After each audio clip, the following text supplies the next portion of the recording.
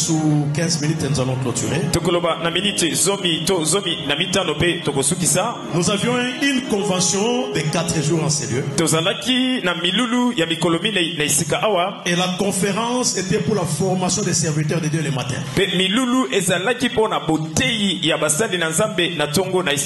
Et le thème de la convention est un nouveau départ pour la percée. Comme nous ne pouvons pas commencer sans lire, j'aimerais que nous puissions lire Ésaïe 58:12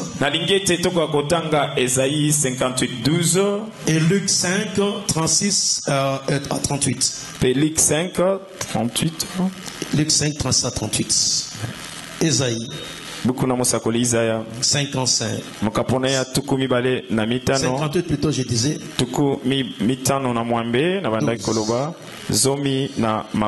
Nous lisons au nom de Jésus.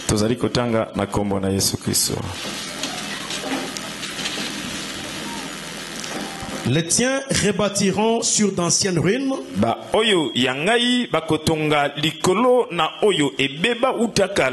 Tu relèveras des fondements antiques. On t'appellera réparateur des brèches. C'est lui qui restaure les chemins, qui rend le pays habitable. Nous acclamons cette parole de Dieu. Et AG 1:5 dit, considérez attentivement vos voix. Et si nous avions lu Marc 8, 23, 25, si nous avions lu Marc 8, 23, 25, là vous verrez que Jésus a touché un aveugle. Et l'aveugle n'était pas guéri pour la première fois. Mais il voyait les gens comme des arbres. Il a été touché la seconde fois. Et en ce moment-là, il pouvait voir clairement. Alors nous parlons sur un nouveau départ. Plusieurs orateurs ont défilé sur ces lieux. On vous a parlé des fils prodiges. Et je vous ai parlé de Naomi et de Ruth. Et de Boaz. Nous vous avons parlé de prendre des décisions. Mais pourquoi un nouveau départ pour la percée? Chacun de nous doit évaluer sa vie. L'homme est créé pour ne pas rester dans les statu quo. Chacun de nous doit évaluer sa vie, faire un examen.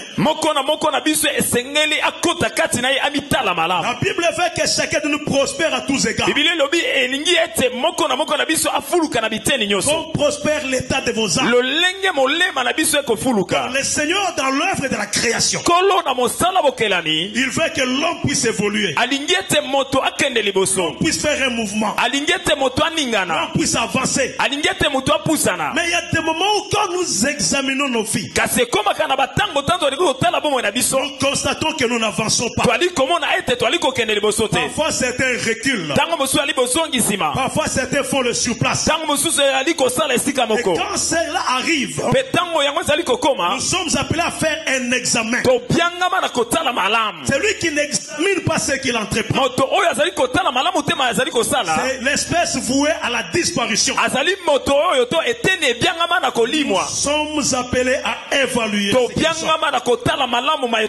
Et lorsque tu constates que tu n'avances pas, alors tu dois rentrer en toi-même pour te dire pourquoi je n'avance pas. Et quand tu vas savoir les raisons, alors là il faut que tu te révoltes pour dire je ne peux pas rester comme ça. Il faudrait que j'avance. Il faudrait que les choses marchent. Il faudrait que j'évolue. Si tu dois te révolter, il faut que tu entres en toi-même pour dire pourquoi ma vie ne marche pas?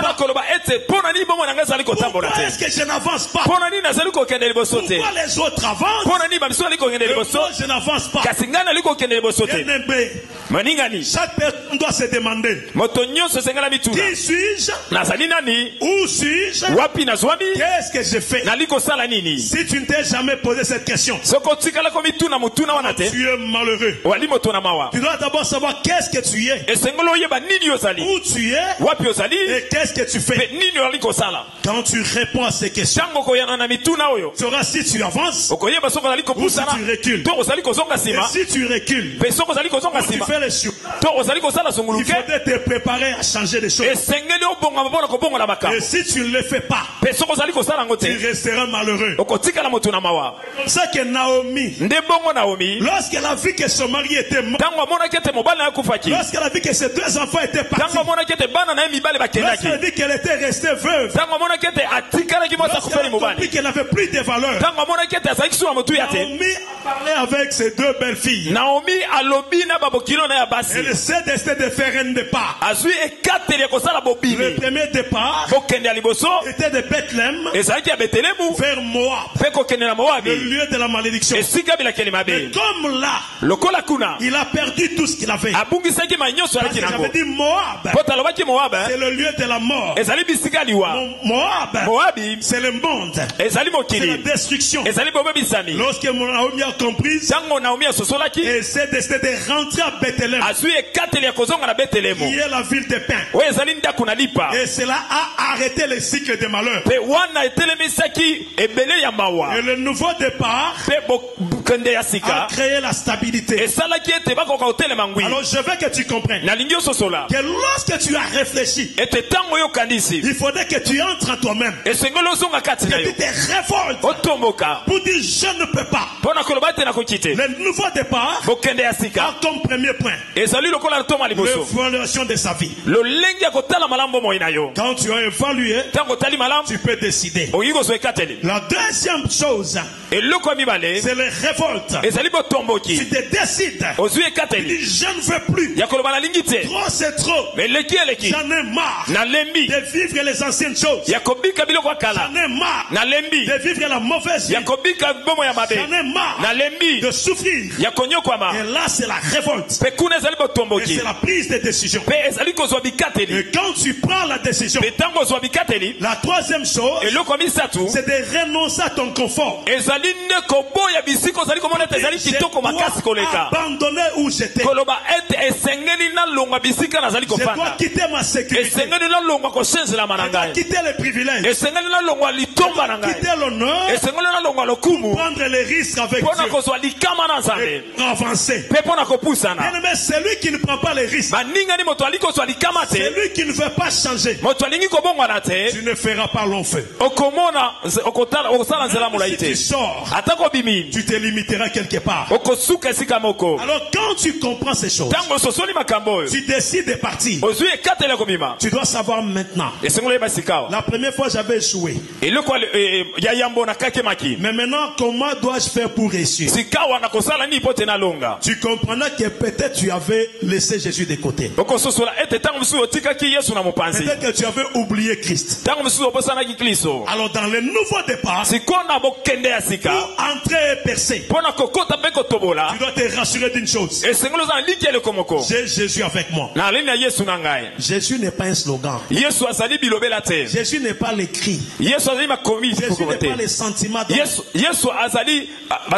Christ a des principes. Il doit prendre place dans ton cœur. Et tu dois écarter tout ce qui peut te suyer. Parce que nos suyers mettent un mur de séparation entre nous et Dieu. Et nous devenons vulnérables. Et le diable peut facilement nous toucher. C'est pourquoi il a fait que tu puisses échouer pour la première fois. Alléluia. Amen. Demande à ton frère si tu es avec Jésus. Et qui te rassure ce qu'il a avec Jésus. Je ne demande pas s'il a la Bible. Je ne demande pas s'il connaît les Écritures. Ne demande pas s'il sait chanter ou prier. Est-ce qu'il a Jésus? Alléluia. Amen. Est-ce que tu as Jésus en toi? Et si Jésus est en toi, est-ce qu'il est en forme? Parce que tu peux avoir un Jésus malade, un Jésus affaibli, comme l'as de l'alliance. Il a été amené dans un terrain où il y avait les Philistins. Comme le peuple était malade, il n'avait jamais rien vu.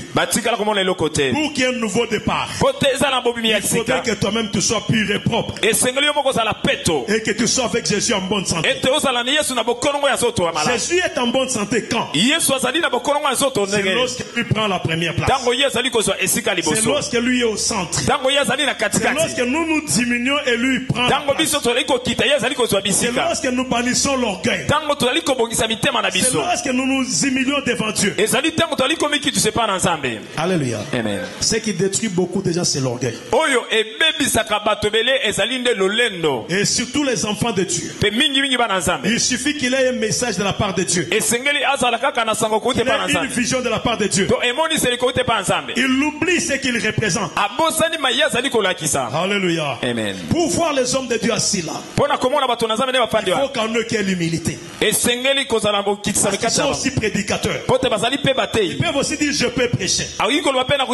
Alléluia. Amen. Et toi aussi, pour que tu vois la gloire de Dieu, comme tu es assis là, tu connais aussi les Écritures. Mais il faut que tu sois réellement humble et que tu rentres en toi-même pour que la gloire de Dieu s'éclate. Et si quelqu'un me comprend, quelqu'un me comprend, je suis en train de mettre les fondements. Je suis en train de te dire, tu ne peux pas avancer, tu ne peux pas faire le nouveau départ si tu n'évalues pas ta vie, si tu ne te révoltes pas, si tu ne décides pas, si tu ne vérifies pas la présence de Jésus avec toi. Si ces choses manquent, tu feras beaucoup d'efforts et tu n'avanceras pas. Tu lutteras et les choses n'avanceront pas. Mais si tu te rassures de ces choses, alors là tu peux faire le nouveau départ. Ici j'interpelle tous ceux qui évaluent leur vie, qui voient qu'il y a une faiblesse. Répands-toi, nous avec le Seigneur. Il va de ton intérêt d'arranger ta vie avec Dieu.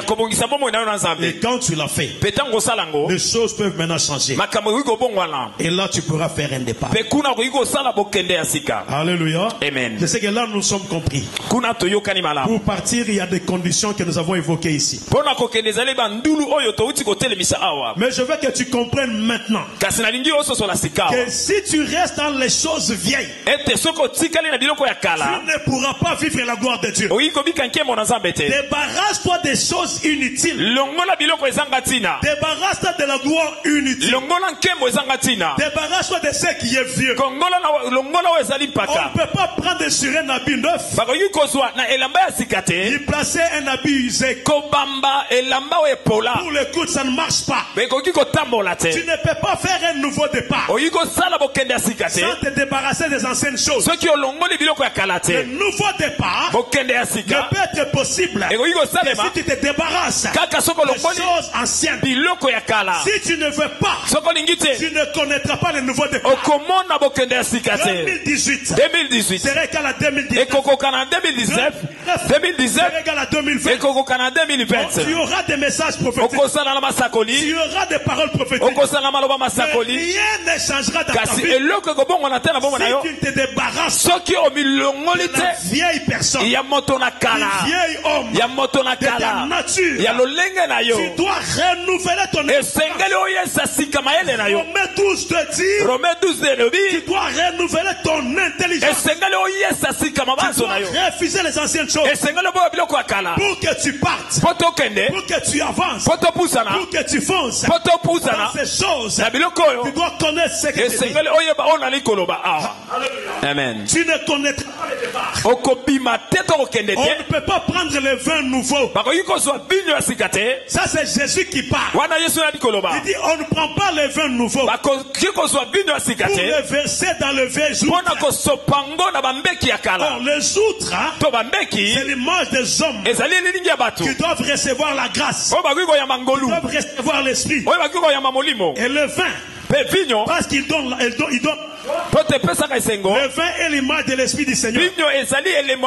Alors on ne peut pas prendre le fils de se donner à Dieu. Tu ne recevras pas un vin nouveau dans ta vie si toi-même tu ne changes pas d'outre.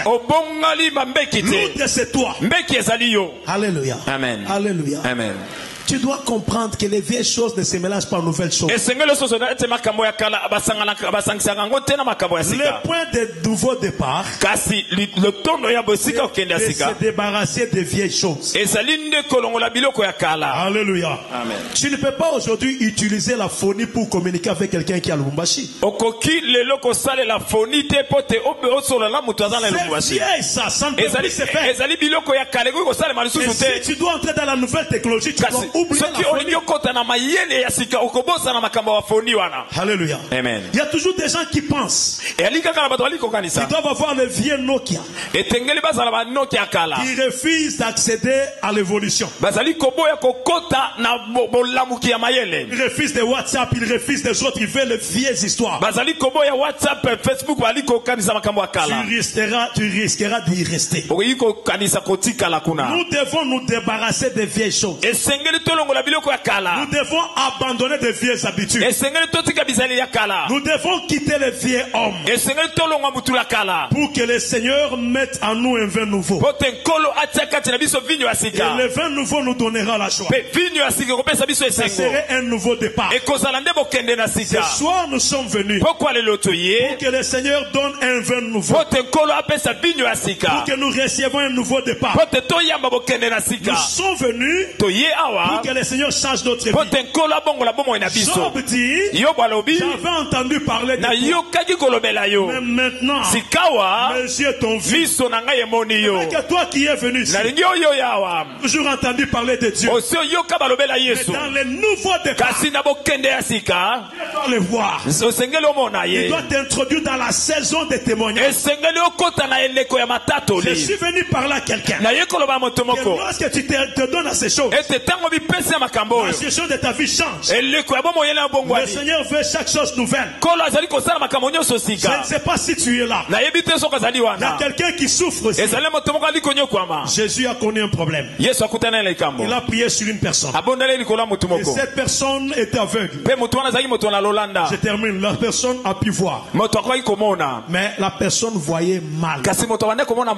Jésus n'a pas hésité de faire la deuxième fois la même chose. Mais la Bible dit il a prié de nouveau. Parce qu'ici nous sommes venus pour de nouvelles choses. Mais la nouvelle chose c'était quoi? Jésus a réparé les yeux. Avant il avait arrangé, il avait prié pour qu'il voie. Mais il y a des erreurs. Et la deuxième fois il a prié pour réparer les yeux.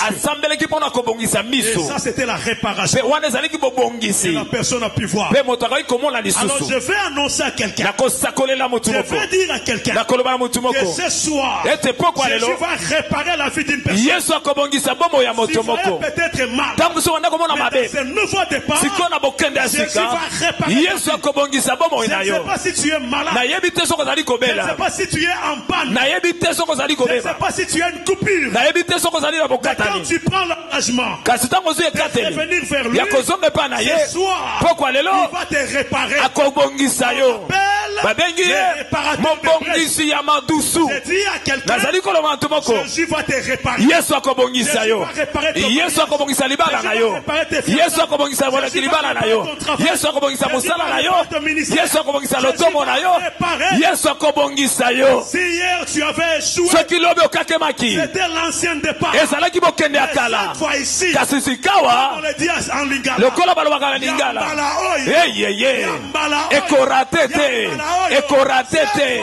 Mbala oyo yambala oyo okosala okomona banzetete okomona nzambate okomona batomikete kasi nzambe akongengisa botali na yo. Je ne sais pas si quelqu'un comprend. Nayebi te soki moto ali kososola tango nali koloba celui qui comprend ces choses oyo ali kosola makambo oyo est en train de réparer nzambe azali kobongisa bomoi na ye. Tu ne trouvais pas hier oyo banda kozwa lobi te lokola mobongisa ali wana akobanda kobongisa nzambe ali kobongisa yo. Je ne sais pas nayebi te quelle est la panne le panne ezali nini oyo oza nango quelle est la panne na bomoi na panne ezali nini il y a un réparateur kasi ali mobongisi. Aujourd'hui j'appelle un réparateur lelo nali kobengisa mobongisi celui qui va réparer les erreurs oyo abongisa celui qui makama va effacer nos fautes oyo akobongisa mabe na biso oyo celui qui va nous orienter oyo akolakisa biso un réparateur ezali na mobongisi où tu avais fait des erreurs bisika osalaki mabunga par ta faute tu avais perdu bisika obungisaki na mabanga na yo sikawa nous avons invité tobengisi ye mobongisi mobongisi mobongisi. Peut-être que tu ne voyais pas sur ton chemin. Tu voyais les hommes comme les arbres. Là, le réparateur est là. Il va te conduire comme il avait conduit Luta jusqu'à Boaz. Luta est arrivé chez Boaz sans savoir comment il arriverait là. Quand le réparateur entre en jeu, il conduit tes pas. Ton chemin. Sur le lieu qu'il a préparé pour toi. Tu ne seras pas là en retard. Tu ne seras pas là en avance. Il faudrait arriver. Tu y arriveras au bon moment. Ce soir, j'invite des réparateurs. Si tu crois ces choses, les réparateurs viennent. Tiens à la main. Qui marche avec toi. Qui t'amène sur ta destinée. Quelqu'un qui me trouve. La gloire est très grande. La gloire fait peur au diable. La gloire fait peur aux démons. La gloire fait peur aux anges. La gloire fait peur aux choses. La gloire est grande. Le degré de ta gloire, les gens ne peuvent pas imaginer. Mais ta gloire est grande. Et puis, pas un problème, parce qu'il est en train de voir ta gloire. Amen. Mais il y a un réparateur. Il y a un réparateur. Il y a un réparateur. J'ai dit à une personne, Jésus est Dieu. Il est sur son trône. Pendant que je parle, il est en train de réparer.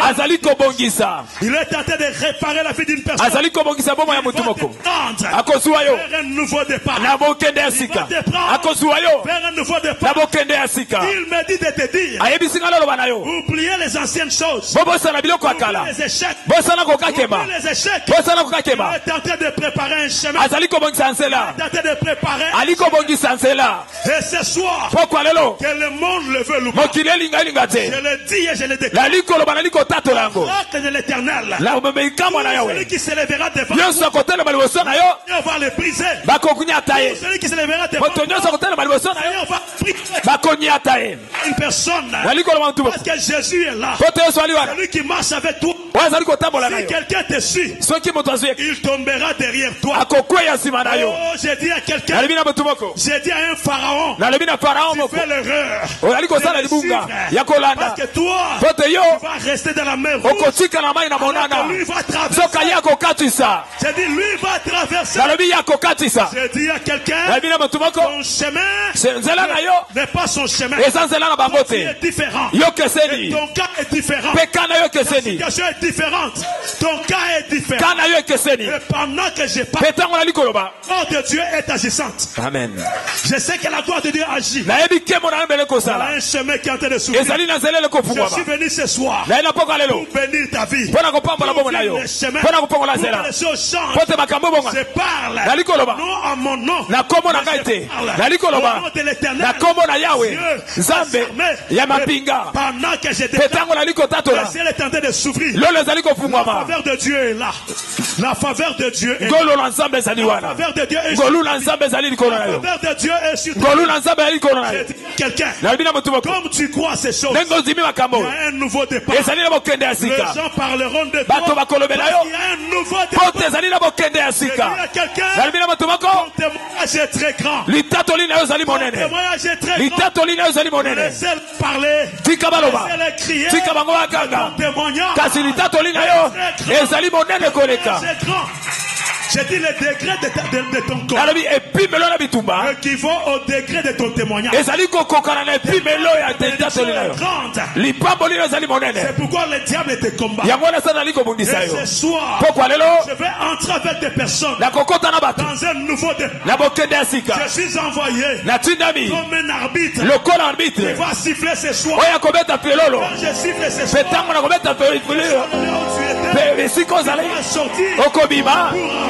Pona kopusana peko sana bokende ya sika kosala bokende ya sika la bina mutu moko tu ne seras plus le même okozala lolenge bokote tu ne seras plus la même personne okozala mutu moko te okozala lolenge boko te.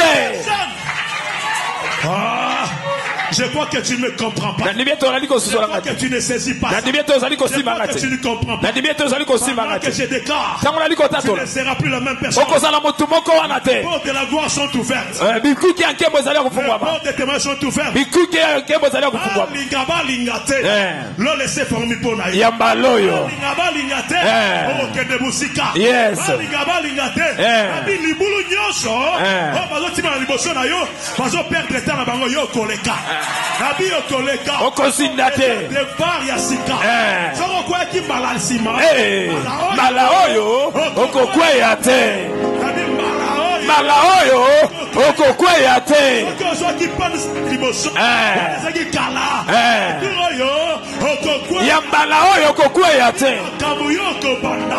Pero kosili sango. Yango. Okobanda muke. Bokosuka monene. Okosala. E okomusa batu. Comme ça va se bananayo, on coupe sous mon bolate. Yes. On coupe à locataire. Yes.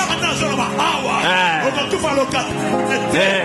Le passeport est zaponayo. Yes. Pendant le long, quand il s'est mécanicien, c'est quand. Dans le bio, au moins, à cause de la piéton, pendant qu'on t'a un acte de contact. Yes. Aux autres, il m'a toujours t'a pour la poche au matin. Yes. Pendant le long, pas figure pas bailleur, et yo beaucoup aux la bailleur. Yes. Pendant le long, taximène a fini à yote. Yes. Pendant le long, l'ibal a mort fini à yote. Pour y l'ibal les annoncés là. Yes. Pendant le long, va fini à yote. Pour banana, c'est là. Pendant le long, va fini à yote. Il y a un nouveau départ. Bokende Asika. Ezali koyea. Bokende Asika. Ezali bokende Asika. Ezali bokende Asika. Ezali bokende Asika. Ezali bokende Asika. Ezali bokende Asika. Ezali bokende Asika. Ezali bokende Asika. Resakama. Pendant que je parle, le Seigneur a ouvert les yeux. Il y a un boulevard. Là où tu commences un boulevard. Mon nene. Perenzelona. Kola aliko metsema sete. Eto bandawana. Okolekawana. Okolekawana.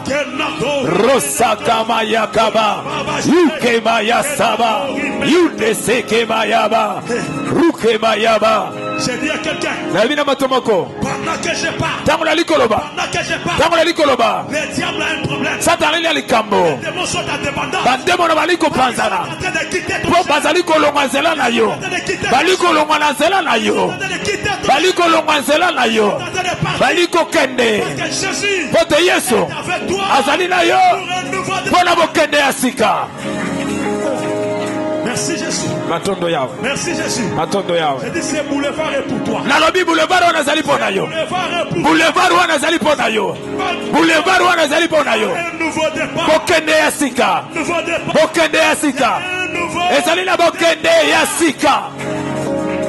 Aucune force n'aura plus le droit de te retenir. De mort, même s'il fait l'alliance, aucun sorcier ne te retiendra.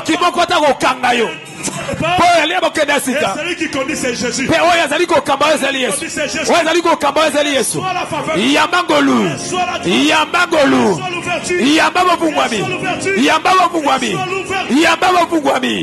Une maladie qui était sur toi. Une maladie qui était sur toi.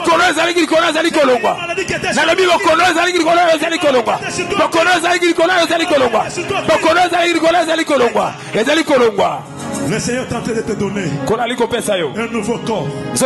Il y a un nouveau départ. Il y a un nouveau départ. Il y a un nouveau départ. Celui qui croit ces choses, le Seigneur va se manifester dans sa vie maintenant. Mets-toi debout, bien-aimé. Mets-toi debout. S'il te plaît, mets-toi debout. Il y a quelque chose que le Seigneur fera ce soir. Il va t'introduire dans un nouveau départ. Je l'ai dit comme un serviteur de Dieu. Je parle au nom de l'Éternel. Je ne prêche pas ma parole. Mais je déclare ces choses. Il y a quelque chose qui va se passer. Il y a quelque chose qui va être fait. Il y a un nouveau départ qui va commencer. Je veux que tu pries. Dis au Seigneur, me voici. Je suis prêt pour affronter le nouveau départ. Vivre ta gloire. Je suis prêt. Présente-toi devant nous.